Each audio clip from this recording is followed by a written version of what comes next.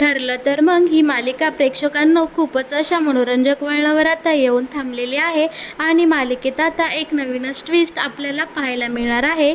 जसं की आता इकडे आपल्या सायली आणि अर्जुनचा खूप मोठा ॲक्सिडेंट होणार आहे आणि इकडे आता आपल्या सायलीची गेलेली मेमरी म्हणजे तिला लहानपणीचं काही आठवत नाही ते आता एकदा पूर्ण आठवून सायलीच ही खरी तन्वी आहे हे आता आपल्या सगळ्या प्रेक्षकांना पाहायला मिळणार आहे आणि येणारा भागामध्ये हे सगळंच आता आपल्याला छान असं पाहायला मिळणार आहे।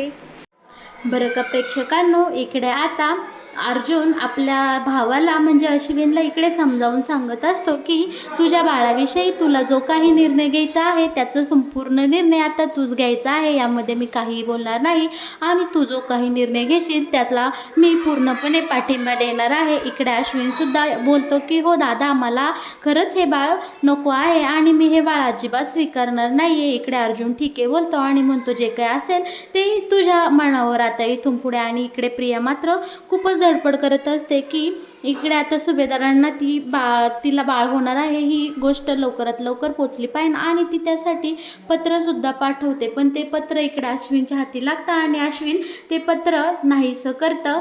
म्हणजेच इकडे आता अश्विनचा निर्णय फिक्स झालेला असतो की त्याला ते प्रियाचं बाळ नको आहे आणि तिच्यामुळे पुन्हा एकदा आमच्या सुभेदार कुटुंबावर अजिबात संकट नको आहे। आणि इकडे कल्पना आणि सुभेदार अस्मीच्या बाळाचं वारसं झाल्यानंतर इकडे आता सायली अर्जुनच्या खोलीमध्ये येतात आणि त्यांना सांगतात की आपल्या घरावर खूपच संकट येत आहे आणि त्यातून आपल्याला मार्गही मिळत आहे आणि या सगळ्यामध्ये आता आपली सायलीसुद्धा आई होणार आहे, त्यासाठी तुम्ही आपल्या एका कुलदैवतेला जाऊन या आणि देवीच्या पाया पडून या। ती देवी इकडे जवळच आहे, 1 दिवसाचा प्रवास आहे, तुम्ही दोघेही उद्या सकाळ लवकर निघा, तुम्हाला जमेल ना अर्जुन? तुला वेळ आहे ना उद्या माझ्यासाठी, माझ्या हट्टासाठी? तुम्ही दोघेही त्या देवीच्या दर्शन घेऊन एकदा परत या। इकडे आता सायली आणि अर्जुन कल्पना आणि प्रतापला सांगतो की हो तुम्ही म्हणताय ना तर आम्ही तयार आहोत, आम्ही उद्या सकाळी लवकर निघतो आणि आपल्या या देवीचं दर्शन घेऊन लवकरात लवकर आम्ही घरी येतो। आता इकडे छान असं मस्तपैकी तयारी झालेली असते। अर्जुन आणि सायली ह्यांनी आता देवीच्या दर्शनाला जाण्याची तयारी केलेली असते आणि बॅगा भरून ते आता बाहेर आलेले असतात अर्जुन आणि सायलीला बाय करण्यासाठी। इकडे आता आपण पाहणार आहोत की कल्पना, प्रताप, विमलताई आणि अस्मीसुद्धा अर्जुन सायलीला बाय करण्यासाठी इकडे गाडीजवळ आलेले असतात। इकडे प्रतिमा सांगत असते की अर्जुनला की अर्जुन व्यवस्थित जा, सायलीची व्यवस्थित काळजी घे आणि तिला वेळेवर खायला प्यायला घाल। अस्मीसुद्धा म्हणत असते की हो मम्मा, हे तर काय अर्जुनला सांगायलाच नको, पण सायली तू सुद्धा काळजी घे आणि तुला प्रवासाचा त्रास झाला तर नक्कीच अर्जुनला लगेच कळव। इकडे अर्जुन म्हणतो चला मी रेडी आहे, आता इकडे माझ्या सगळ्या बॅगा भरलेल्या आहेत आणि चला आता आपण निघूयात। तर सायली म्हणते एवढ्या बॅगा 1 दिवसासाठी? तर इकडे अर्जुन म्हणतो हो, त्या तुझ्यासाठी नाही आणलेल्या, त्या माझ्या बाळासाठी घेतलेलं आहे एवढं सगळं सामान आणि तू हे सगळं फॉलो करणार आहे, मी जे जे सांगन ते ते तू खाणार आहे। आणि इकडे अर्जुन आणि सायली आता एकमेकांसोबत गोड गोड भांडणं करू लागतात आणि इकडे आता कल्पना आणि प्रताप सांगू लागतात की सायली तुला जर इकडे पायऱ्या चढताना काही त्रास झाला तर अर्जुनला सांग बरं का, आणि अजिबात अर्जुनपासून काही लपावू नको आणि हळूहळू बसत बसत सगळ्या पायऱ्या चढून देवीचं छान दर्शन घेऊन या। इकडे सायलीसुद्धा हो आई असं म्हणते आणि आता सायली आणि आपल्या अर्जुन दोघेही छान प्रवासाला लागलेले असतात आणि ते देवी आईच्या दर्शनासाठी निघालेले असतात। गाडीत बसल्यानंतर मात्र इकडे आपल्या सायलीला तिचं त्या गाडीत ॲक्सिडेंट झालेले असे जुने काहीतरी दिवस आठवू लागतात आणि सायली भोवती अशी विचित्र सगळे असे भास होऊ लागतात आणि तिला काही दृश्य दिसू लागतात। पण या सगळ्याच्या प्रवासामध्ये सायली दुर्लक्ष करते आणि इकडे आता फायनली ही दोघेही देवी आईच्या दर्शनासाठी इकडे आता देवी आईच्या मंदिरापाशी येऊन ठेपलेले असतात आणि दोघेही त्यांच्या बॅगा वगैरे घेतात आणि गाडी एक साईडला लावतात आणि इकडे आता आपल्याला पाहायला मिळणार आहे की सायली गाडीतून बाहेर आल्यानंतर इकडे सायलीला या जागी ती आधी कधीतरी आली आहे असं वाटू लागतं आणि तिला पुन्हा हे सगळे चित्रविचित्रे भास होऊ लागतात. आणि सायली इथे आता विचार करत असते की कसले भास मला होतात ते आणि हे मला कोण दिसतंय.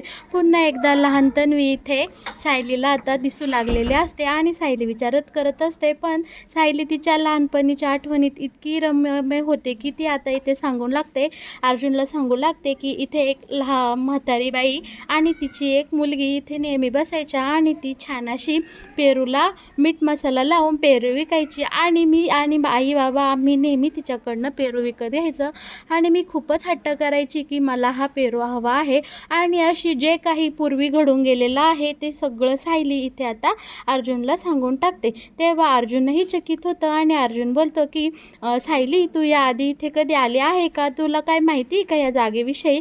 तेव्हा इकडे सायली बोलते की नाही हो, मी इकडे पहिल्यांदाच आले आहे आणि मला या जागेविषयी काहीच माहीत नाही आणि आयडियासुद्धा नाही. पण मी इथे आल्यापासून आणि सायली शांत होते कारण तिला अर्जुनला काहीही सांगायचं नसतं. इकडे सायली मनातल्या मनात म्हणते की पण मी इथे आल्यापासून मला सगळेच भास होत आहेत. एक मुलगी आणि एक तिची आई बाबा हे सगळेजण इथं हिंडत फिरत असतात आणि ती मुलगी बोलत असते मला पेरू हवा आहे, मला पेरू हवा आहे. ती मुलगी कोण आहे आणि ती दोन माणसं कोण आहे? मला हे कसले भास होत आहेत?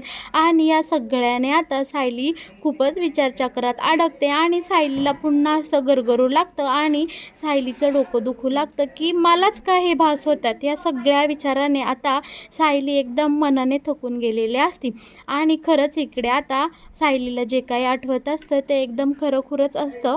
आता सायलीला उन्हाचा त्रास होऊ नये म्हणून इकडे अर्जुन लगेच छत्री आणि हातात पाण्याची बाटली घेऊन सायलीच्या सेवेत तत्पर असतो आणि म्हणत असतो बायको बायको इकडे जाऊ नको, इकडे तिकडे. आणि सतत तिच्या डोक्यावर छत्री धरत असतो आणि म्हणत असतो कसला विचार करते, हे घे पाणी पे. आणि इकडे सायली म्हणत असते अहो नका हो एवढी काळजी करू, मला काही होत नाही, मी गरोदर आहे आणि मी काही आजारी नाही, मी एवढं सगळं सहन करू शकते, तुम्ही प्लीज सारखं माझ्या मागं पुढं करू नका. आणि पुन्हा सायलीला ती जागा आठवते आणि सायली असं आनंदाने त्या जागेकडे बोट करते. पण इकडे मात्र आता आपल्याला असं पाहायला मिळणार आहे की त्या जागेवर जी म्हातारी म्हणजे त्या काळी जी तरुण बाई बसत होती ती म्हातारी पुन्हा एकदा तिथे बसायला येते आणि ती सायलीला पाहते आणि सायली पळत तिथे जाते आणि सायली म्हणते की मला हा पेरू खायचा आहे. अर्जुन देखील सायलीची इच्छा पूर्ण करण्यासाठी तिकडे त्या म्हातारीपाशी जातो आणि म्हातारी इकडे आता सायलीला छान असा पेरू कट करून देते आणि सायलीला खायला ते सायली खूपच आनंदाने तो पेरू खाते आणि सायलीला पुन्हा तिचे जुने भास होऊ लागतात जे की तिच्या भूतकाळात सगळं काही घडून गेलं आहे. आणि सायली इकडे भडाभडा बोलू लागते की तेव्हा प्रतिमा आणि रविराज सायलीने जी काही गंमत मस्ती केलेली आहे ती इकडे आता सायली पुन्हा सांगू लागते. तेव्हा ती म्हातारी आजी बोलते की बाळा तू इथे कधी आली आहेस का खूप वर्षापूर्वी? तेव्हा सायली म्हणते नाही हो. तेव्हा म्हणती तू जसं बोलते ना तशी एक मुलगी पहिली यायची इथे तिच्या आईवडिलांसोबत आणि ती मुलगीसुद्धा सेम तुझ्यासारखीच बोलायची, असंच हट्ट करायची, नाही मीच खाणार. तुला पाहून मला त्या मुलीची आता आठवण झाली आणि जुने दिवस आठवले. खूपच गोड आणि हट्टी मुलगी होती ती, तिच्या आईवडिलांसोबत इथे नेहमी यायची आणि ते इथे तासनतास बसायचे आणि खूप अशा गप्पा गोष्टी मारायचे. खूप छान असं इथे आता त्या बाईंनी म्हणजे त्या पेरूवाल्या आजीने सायलीला सांगितलेलं असते आणि पुन्हा सायली इकडे विचार करू लागते की कोण असेल ही लहान मुलगी आणि मी कसं काय तिच्यासारखे वागते आणि तिचेच भास मला होतात का, असं बऱ्याच विचारात पुन्हा एकदा सायली इकडे अडकते. आणि आता फायनली सायली देवी आईचं दर्शन घेण्यासाठी पायऱ्या चढून वर जाते आणि देवी आईचं शांतपणे दर्शन घेते आणि देवी आईला म्हणते की माझं काय चुकतंय काय नाही, मला यातली काही कल्पना नाही, देवी आई तू मला मार्ग दाखव आणि या संकटापासून आता माझी कायमची मुक्तता कर, मला या सगळ्याचा खूपच त्रास होतो आहे. आणि ही लहान मुलगी जी की मला इकडे तिकडे माझ्या अवतीभोवती फिरताना दिसते आणि तिचे सारखेच भास मला होत असतात, ही मुलगी नक्की कोण आहे, या सगळ्याचा एक एकदाचा खुलासा माझ्यासमोर कर बाई, असं साकडं आता सायली देवी आईला घालताना आपल्याला पाहायला मिळणार आहे बरं का प्रेक्षकांनो. आणि हे सगळं बोलत असताना देवी आई सुद्धा सायलीला कौल देते आणि उजव्या बाजूला फुल पाडते, जेणेकरून देवी आई सायलीला सांगते की बाळा, लवकरच तुला तुझ्या सगळ्या प्रश्नांची उत्तरं मिळणार आहे आणि तू आता जे काही सत्य आहे, भूतकाळात जे काही तुझ्यासोबत घडून गेलं आहे ते आता पुन्हा एकदा तुझ्यासमोर येणार आहे, असं आपल्याला येणाऱ्या काही भागांमध्ये पाहायला बरं का प्रेक्षकांनो. आता इकडे अर्जुन आणि सायली छान देवी आईचं दर्शन घेतात आणि दोघेही छानसा असा जेवण करतात, कारण त्यांनी सोबतच सगळं घेऊन आलेलं असतं. आणि इकडे आता अर्जुन काही सायलीला बाहेरचं रस्त्यावरचं खाऊन देणार नसतं, त्यांनी घरनंच छान सात्विक असं जेवण सोबत आणलेलं असतं. दोघेही तिथे देवी आईच्या मंदिराच्या परिसरात बसतात आणि छान दोघेही जेवण करतात. आणि जेवण झाल्यानंतर आता सायली आणि अर्जुन परतीच्या प्रवासाला लागलेले असतात. दोघेही आपल्या घराकडे जायला निघालेले असतात. गाडीमध्ये दोघेही छान बसतात, आपलं सगळं सामान ठेवतात. आणि इकडे मात्र सायलीचं मन हे खूपच चलविचलित झालेलं असतं. तिला फक्त एकच वाटत असतं की ती लहान मुलगी कोण आहे आणि ती जी मला फोटोमध्ये किंवा अशी अस्पृश्य आजी दिसते, जे चित्रविचित्र आवाज येतात आणि जे मला आई वडील दिसतात त्या मुलीचे, ती सगळी कोण आहे, या सगळ्या विचाराने इकडे सायली मात्र भांडावून गेलेली असते. आणि इकडे त्यामुळे काय होतं, सायलीला खूपच असं अस्वस्थ वाटत असतं आणि गाडीत बसल्यावर एकतर सायलीला भीती वाटत असते, हे तर आपल्या सगळ्यांना माहितीच आहे. इकडे आता सायली खूपच घाबरलेली असते की आता काय केलं पाहिजे किंवा आपण कसं वागलं पाहिजे. सायलीची ही बिघडलेली अवस्था पाहून इकडे अर्जुन खूपच घाबरतो आणि इकडे गाडी चालवत असताना अर्जुनचं लक्ष विचलित होतं. आणि बरं का समोरून एक खूप मोठा असा ट्रक आलेला असतो आणि तो हॉर्नसुद्धा इथे अर्जुनला देत असतो, पण अर्जुनचं मात्र सगळं लक्ष सायलिका असल्यामुळे समोरून येणाऱ्या टेम्पोकडे मात्र इकडे आता अर्जुनचं लक्ष नसतं. आणि तिकडनं खूप वेगाने तो टेम्पो, त्याचे ब्रेक फेल झाल्यामुळे जोरजोरात येत असतो. आणि इकडे सायलीला मात्र आता हळूहळू त्या दिवशी काय घडलं ते सगळं आठवू लागलेलं असतं की ती आणि तिचे बाबा अर्जुनच्या बड्डेवरून गाडीमध्ये बसून त्यांच्या घराकडे निघालेले असतात. आणि ते घराकडे जाता जाता काय गप्पा मारत असतात, त्यांचं गाडीमध्ये काय बोलणं चाललेलं असतं, हे सगळं आता हळूहळू सायलीला एकदम स्पष्टपणे आठवत असतं. म्हणजे पहिलं तरी सायलीला अशी पुसट चित्र दिसत असतात, पण इथे सायलीला एकदम क्लिअर आठवू लागतं की रविराज, प्रतिमा आणि सायली एका गाडीमध्ये असतात आणि ते अर्जुनच्या बड्डेवरून घराकडे चाललेले असतात. आणि अर्जुन दिलेल्या लॉकेटसोबत इकडे आता तन्वी कशी खेळत चाललेली असते, हे सुद्धा सायलीला सगळं काही एकदम क्लिअर दिसू लागतं. आणि तितक्याच समोरून एक मोठा असा टेम्पो येतो आणि तो टेम्पो आमच्या गाडीला धडक देतो आणि आम्ही सगळेजण गाडीतून बाहेर पडतो. बाबा, आई आणि मी सुद्धा कोणत्या साईडला पडते हे सगळं आता इकडे सायलीला आठवू लागतं. आणि मग ती कशी त्या गाडीपासून दूर जाते आणि तिच्या आईवडिलांपासून ताटातूट होते. मधुभाऊच्या आश्रमात जाण्याआधी तिला आठवू लागतं की मधुभाऊंनी तिला कसं प्रेमाने जवळ घेतलेलं असतं आणि ते तिला तिच्या हाताला धरून कसे मंदिरातून आश्रमात घेऊन जातात, हे सगळं आता सायलीला एकदम लख्ख दिसू लागलेलं असतं. आणि सायलीला आता कळून चुकलेलं असतं की जी मुलगी मला भास होतो ती दुसरी तिसरी कोणी नसून ती तन्वी आहे आणि प्रतिमा आणि रविराजात काकांची खरी मुलगी ही तन्वी मीच आहे. म्हणजे सायली अर्जुन सुभेदार हीच खरी तन्वी अर्जुन सुभेदार आहे. आता हे सगळं इकडे सायलीच्या आता संपूर्णपणे लक्षात आलेलं असतं.